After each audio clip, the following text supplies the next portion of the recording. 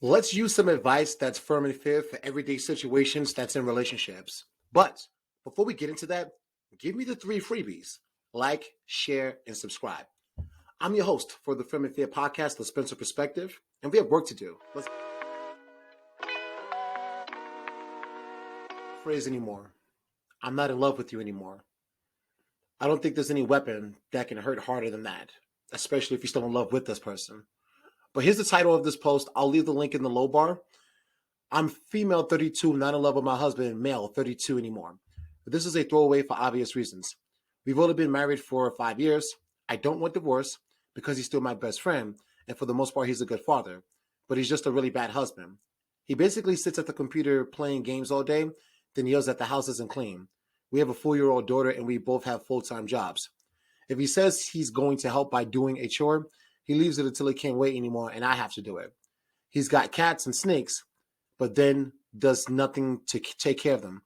If he puts some dishes in the dishwasher, he claims he's done everything. If I call him out or ask for help, he calls me a liar and says he's the only one that does anything that's simply not true. All right. So I would say right now, the communication is not cooperative between you two. There's nothing, I'm sorry, OP, but there's nothing that you can do about that as of right now because it's going to have to come from him. But this is the type of conversation that you do have to have with them. You both have to share the burden of marriage. This is a burden. And it doesn't seem like he's carrying his part. But to become firm and fair, you have to take the approach and let him know. Going forward in the future, you need more help. Establish a chore list as well, too, or chore activity. Split the chores up if you can. There's always time to get something done. I'm not too sure why people act like things can't get done. But it does sound like he's not picking up his weight as far as the domestic duties are concerned. But I think that your needs are being taken care of. I think, do you both work? Yeah, you both have full-time jobs, so you're actually helping in that way too, which I'm sure you are. This is, I'm sorry that this happened for you, and this is 5 years. So how long have you known beforehand is the question too. Did he show you these signs that he's not a helpful person? Y'all have to start making better choices as opposed to who you want to be with long term. You want to make sure you're with someone that has no problem cooperating. Good with communication, doesn't talk down to you, doesn't yell. These type of behaviors are not conducive to a healthy long-term relationships, especially emotionally healthy. Let's continue. I have PTSD and try very hard to have a stress-free home. He's allowed to play games. That's not the problem. He's a very anxious person, and I tried to give him a peaceful home. But if there's nothing real to worry about, he looks for things. That's a big issue. That means he's a problem starter.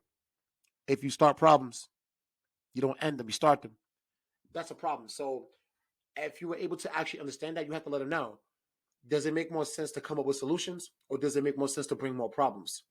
In my opinion, I try not to bring a problem to my partner unless I already have a solution along with it. It's all about making someone aware of it or compromise.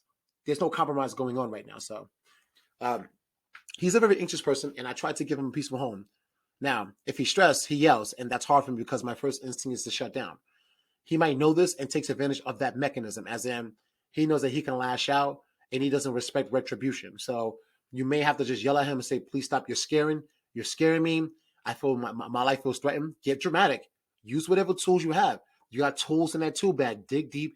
Use them to enact whatever type of conversation you have. If you're honestly scared, let him know I'm honestly scared for my life when you do that.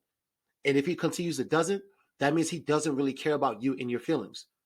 This is, oh, one new comment just popped up. Nice. We'll take a look at the comments in a bit, but this doesn't sound like a healthy relationship. And you're 5 years in, so it might be too late. So this might be your burden to carry. You have a child with this man. You don't want to divorce him. You got to figure out how to fix the relationship. Either fix the relationship or try your best to work around him. You're gonna have to work around him, and that's an awful feeling too, because you shouldn't have to feel like you're working around someone. You should feel like you're working with them and working together.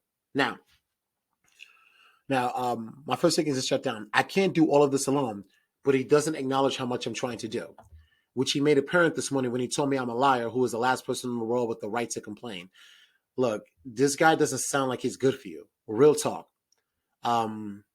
If you actually love someone, this is just not how you speak to them. You just don't talk to them this way. If you are concerned, you're upset about something, you take them to the side and you say, hey, can I have a serious conversation with you? This might be a tough conversation, but I think it needs to be had. And then he could talk to you calmly with respect and with love, with some compassion. But the way he's speaking to you, he doesn't like you a lot. I'm sorry. What do you do? Like I said, I love him, just not I'm in love with him anymore. I'm a Christian and can't really justify divorce anyway. Well, this is your burden. Are you ready to carry it? You only have to carry it for about 13 years or until the boy is old enough to become more independent. But I would say that, yeah. Now, not that I have any money. Okay, my daughter would be devastated. My other friends would stop talking to me. We only have one car, which is under his name. Not that I have any money because he sends me all my money. He makes me send all my money as soon as I get it so he can pay bills. Oh, come on. No.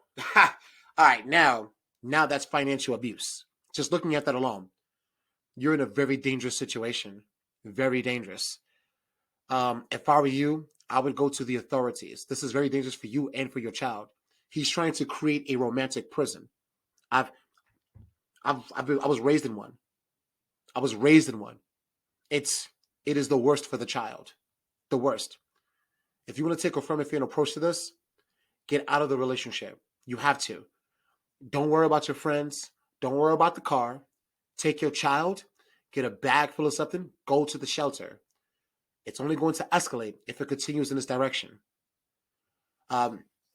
If you have any questions or concerns, you want to talk to me as well too, please feel free to email me. I'll give you my telephone number.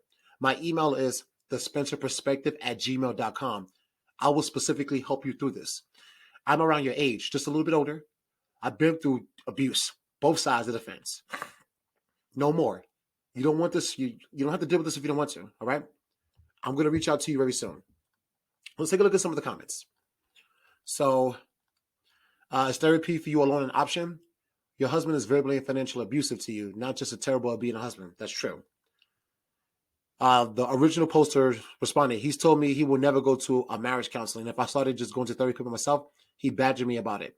It was hard enough to justify I'd be on medication. Yeah. Someone said he's a shit husband and father. Your daughter is learning how to be treated or to be treated by her significant other through him. You have to divorce him and get yourself and your daughter into therapy. You should, OP.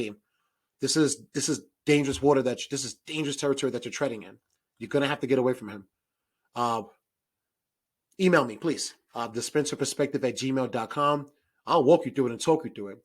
Look, even in my current relationship, and even she knows that she'll confirm it, I already told her that if the relationship becomes something where it's not good or healthy for you and I walk away. It doesn't matter how many years we've been together, how long we've been, how much money has been put into this relationship. I'm out.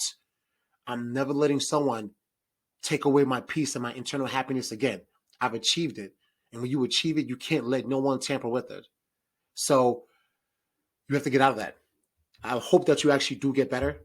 I'll be reaching out to you very soon offline and hopefully to check in with you because actions need to be taken to save your daughter and yourselves in the future. There's a quick chance that abuse is going to start turning physical, especially when he feels like he has you truly isolated and you're alone and you have no one else that you can reach out to. I hope that you get better. I'm getting better. Hopefully we all are.